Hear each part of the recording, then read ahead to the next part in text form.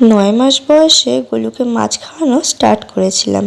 ওর doctor বলে দিয়েছিল যে কোনো জ্যান্ত মাছই কিন্তু ওকে খাওয়ানো যাবে।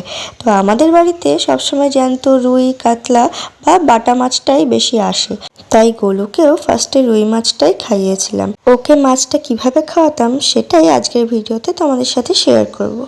আমাদের জন্য যে রুই মাছগুলো আনা হয়েছিল তার থেকে একটা পেটির পিস গোলুর জন্য আলাদা করে রেখে দিয়েছিলাম, আর বাকি পিসগুলো ভেজে নেওয়া হয়েছিল পরে ঝোল করা হবে বলে। তেল লবণ ছাড়া মাছ সেদ্ধ করে গোলুকে খাইয়েছিলাম। জল ফুটে যাওয়ার পর মাছটা দিয়ে দিয়েছিলাম, এর সাথে ফ্লেভারের জন্য আদা কুচি, জিরের গুঁড়ো, একটু হলুদ গুঁড়ো দিয়েছিলাম। খুব ভালো করে মাছটা সেদ্ধ করে নিতে হবে। 1 বছর অবধি ওর খাবারে তেল আর লবণ দেবো না, তার জন্য ওকে মাছটা সেদ্ধ করেই খাওয়াচ্ছি।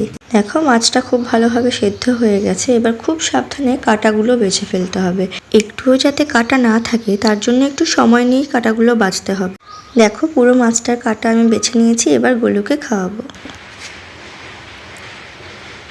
খাও। কেমন ছিল টেস্ট? ভালো লাগছে মাছু? মাছু ভালো লাগছে? নাও বাবা, আবার খাবে?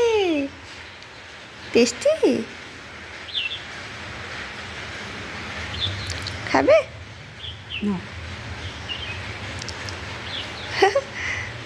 মনে হচ্ছে গোলুর ভালোই লেগেছে প্রথম।